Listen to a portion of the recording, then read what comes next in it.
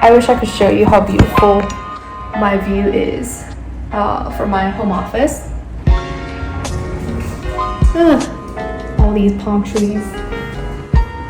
Okay, how amazing is this? Whew. Yes.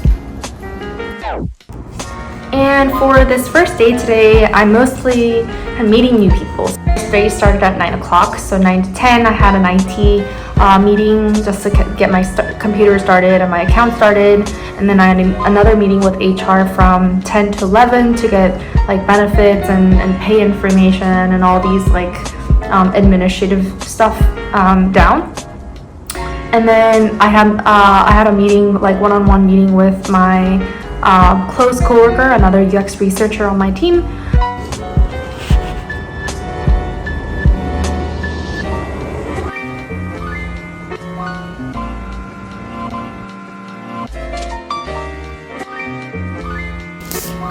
So that was my first day of job. Now I'm on my week 4. Today I would like to share about what I like to focus on during my first few weeks of new role. Every new role I go into, I used to always experience imposter syndrome, which is feeling like I have less ability than I actually do. Every new role I get into, I've always felt like I've experienced a sense of imposter syndrome in one level or another, because I'm not really sure about what to expect, or I'm not really sure about how things work here in this new role or on this new team. These 3 things worked so well in my new job this time around, and it honestly made me feel comfortable in my week 3, which is very unusual. I know there's a whole lot to learn still, and a whole lot that I still don't know about my team or the work or my responsibilities just yet, but I focus on feeling comfortable and not having to experience imposter syndrome in a new role. In short, I focus on getting to know 3 things. How things work, number 1, is the people. I try to spend at least 2 hours per day in my first few weeks getting to know the people and meeting new people. I try to set up time with various people that are on my level, above my level, below my level, that are doing the same thing I'm doing. So UX research, UX design, product managers, even visual designer, marketing, business analytics, engineering, etc. It's both very exciting and very exhausting at the same time, because you're probably repeating the same intro with a lot of different people, with 10 different people. I love doing this in my first month in a new job or on a new team, because after that, I feel like you lose the chance to be able to ask some questions that are very introductory or elementary, such as, where do you come from? In a remote setting, you can ask things like, where are you currently located? Or, what was your major back in college? One more thing I love doing is taking a brief notes about that person after every conversation. So whether it be a brief description about what they like, what you guys talked about, or their background, or something unique about that person, so that after you meet 20 or 30 other people, you come back to your notes and see, hey, Sharon is someone who has a unique background because she is doing UX design, but she came from architectural background. I think that one sentence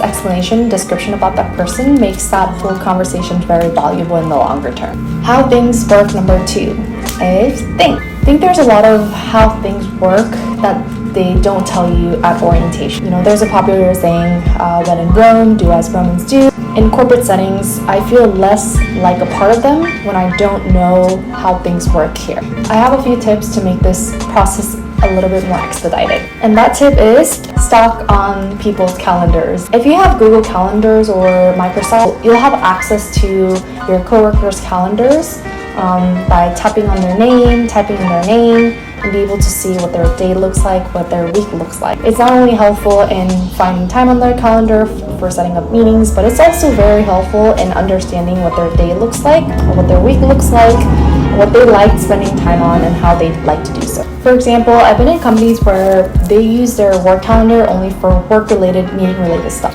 I've also been in companies where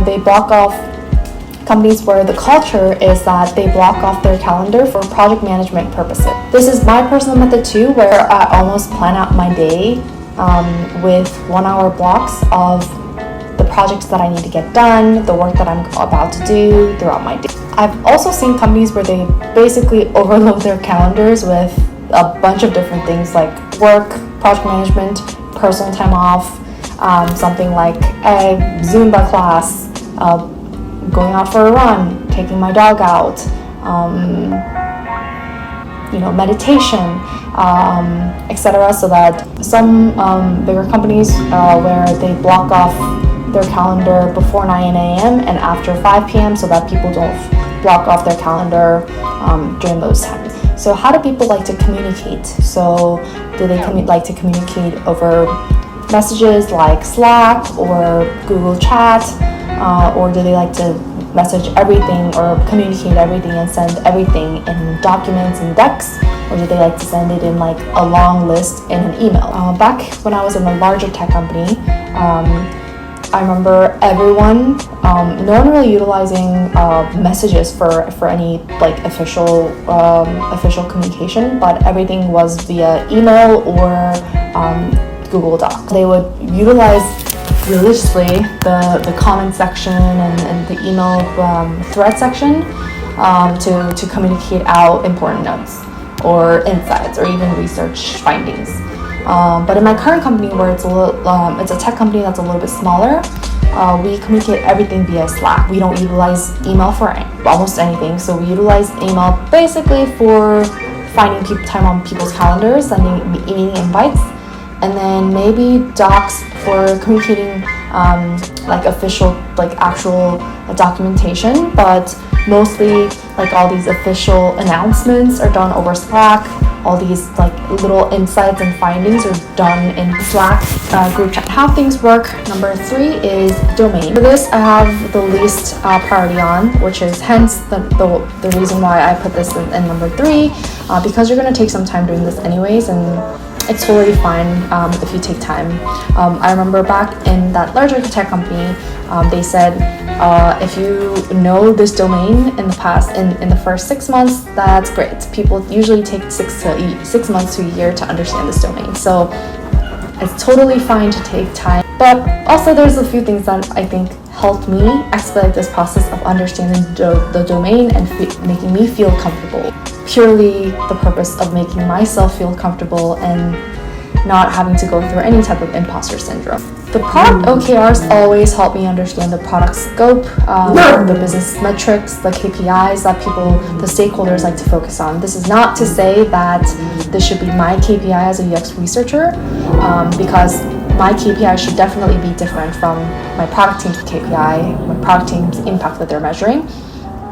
But it also helps understanding the context. What are they looking for? So that when I look into finding opportunities for research, I have that at the back of my mind. And then I ask for research-related documents.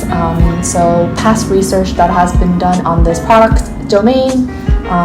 What are the research process? Seeing what my coworkers' research docs look like. So from planning to execution to analyzing reporting, synthesizing, and sharing out. Like, what does that process look like in this company?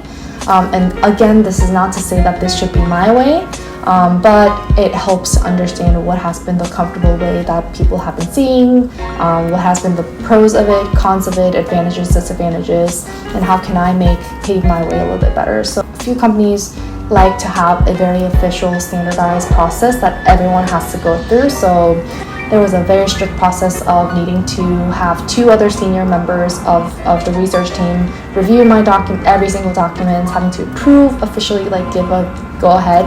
And then there were also some hybrid companies where if you need someone to take a look at it, you can ask to take a look at it, but you don't really have to.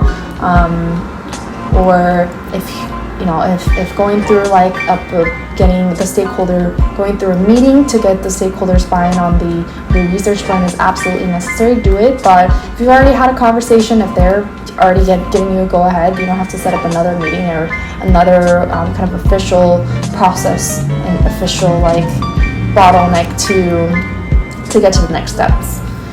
In my current company, where it's a lot smaller, I was brought in to really paved that way of understanding what that process looks like. So there's nothing set in place yet, and I have the autonomy to kind of understand what works and kind of come up with the official process. Overall, those were the 3 things that I always like to ask when I first join a company and join in a new team and in a new role.